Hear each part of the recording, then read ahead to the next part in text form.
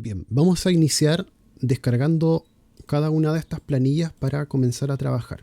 Yo voy a descargar los archivos, descargamos el primero y vamos a descargar el otro archivo. Guardar, descargar una copia. Ya tenemos los dos archivos, ahora los voy a pasar a una carpeta.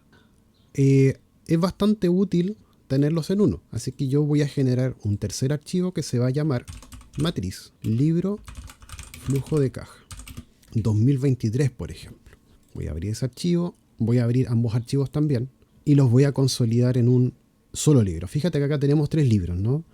Yo voy primero al del anexo 3, voy a generar acá una copia y voy a ir al del anexo 3.1 y voy a generar otra copia. Borro la hoja que nos quedaba ahí en el aire y cerramos los anexos. Y libro anexo 3.1. Ya, vamos a hacer primero algunas formulaciones. Los formatos en general, yo acá tengo que borrar acá unas celdas primero, esas que son de identificación. Las voy a cerrar ahí. Vamos a pintar un poco para que vamos entendiendo. Voy a pintar acá, por ejemplo, en amarillo, monto total de flujo de ingreso o egreso, y voy a pintar en amarillo esa sección. Entonces, ¿cómo puedo separar los ingresos y los egresos que están contenidos en esta columna? Bueno, una de las formas es identificar cuál es el origen de esa definición de la separación sobre el ingreso y egreso. ¿En qué columna va eso? Va en la columna de tipo de operación. Entonces, si acá yo ingreso un 1, ese valor va a estar vinculado al monto total de la operación, y el monto total de la operación, en tanto sea 1, se va a ir para acá, para la izquierda. Luego, en el caso de que yo dijera, bueno, necesito encontrar ahora un valor 2, que sería un egreso, el valor 2 va a llegar acá donde dice monto total, esta vez de egreso, pero va a vincular necesariamente a la segunda columna. Entonces, todos los que sean valores 1 van a llegar acá, y los que sean valor 2 van a llegar a esa columna. Por lo tanto, yo tengo que establecer un criterio. ¿Qué fórmula me sirve para esa operación? Voy a utilizar una fórmula que se llama sumar.si. Entonces voy a anotar acá, voy a hacer zoom, voy a anotar acá la formulita sumar.si y le voy a decir, primero necesito un rango.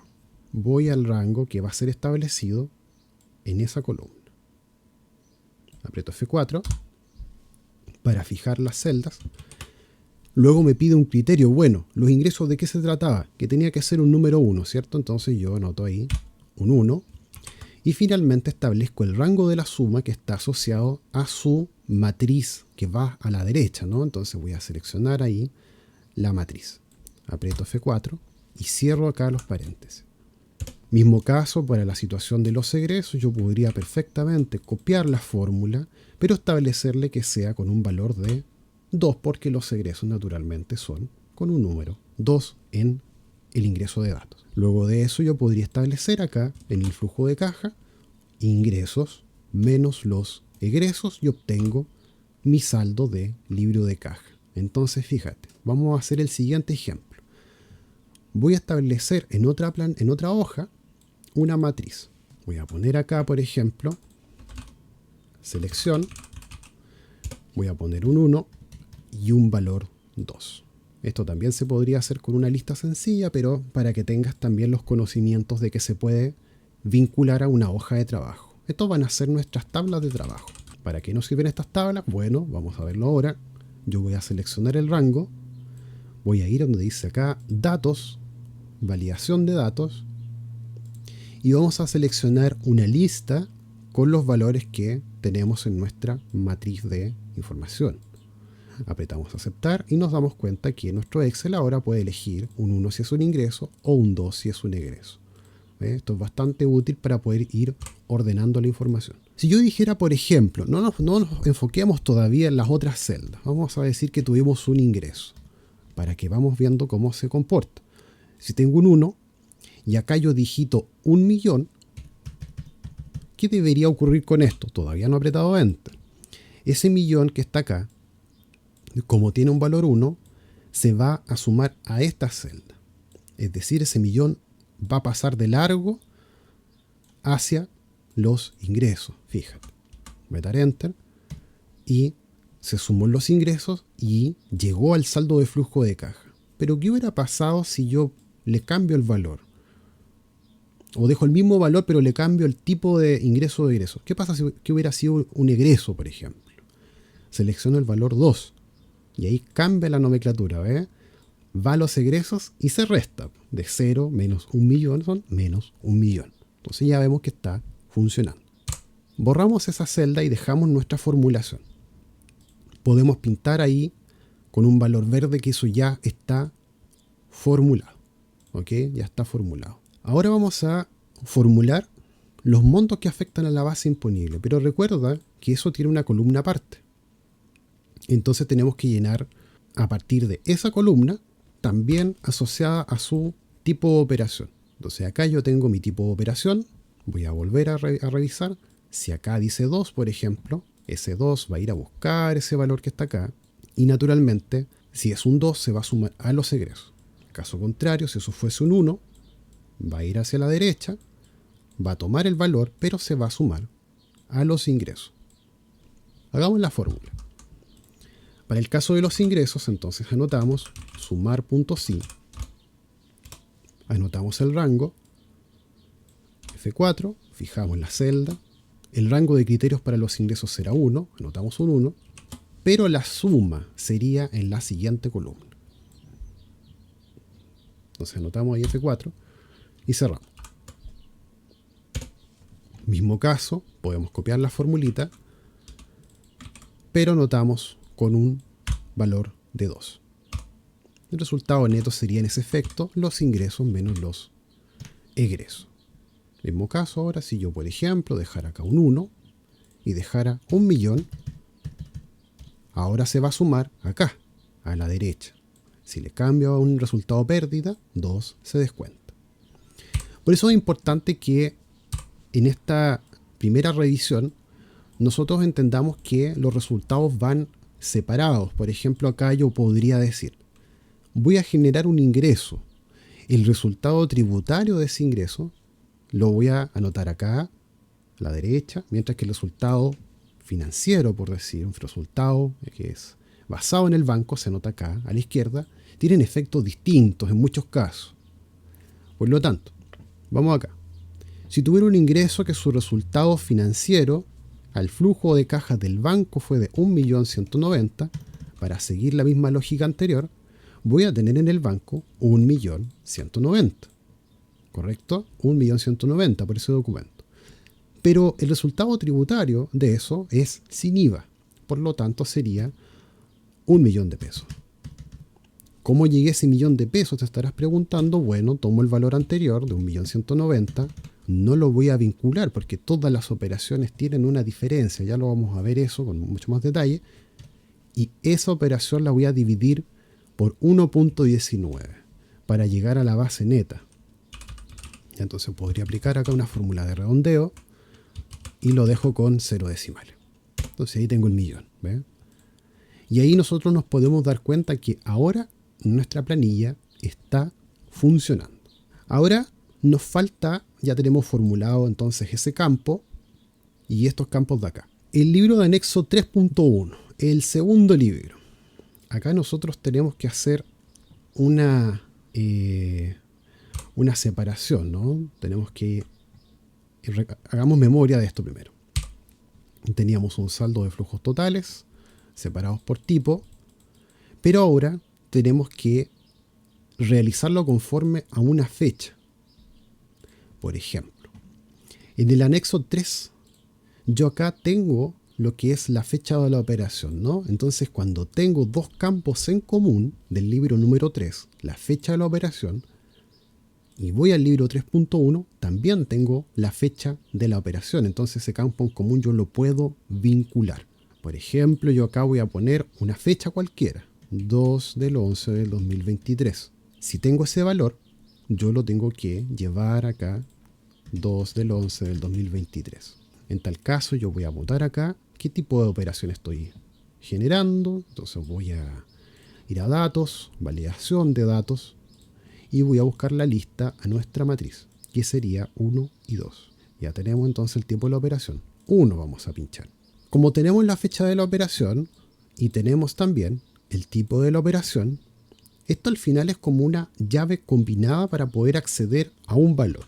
Yo voy a decir lo siguiente. Podría tener un flujo de ingreso del día 2 asociado a lo que está acá a la derecha, ¿no? Pero podría tener más flujo de ingreso.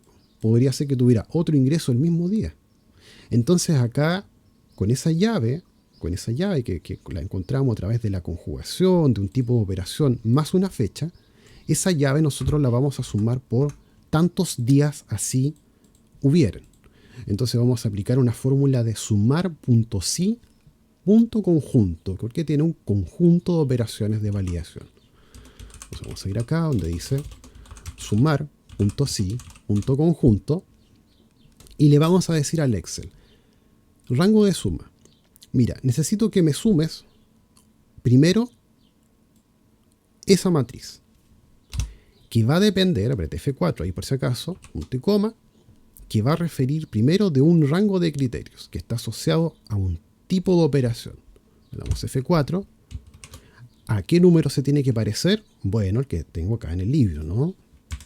No se alcanza a percibir, producto de la fórmula, pero el tipo de operación sabemos que está en esa columna, ¿no? Tipo de operación ahí, justo está tapada la fórmula, no se preocupe.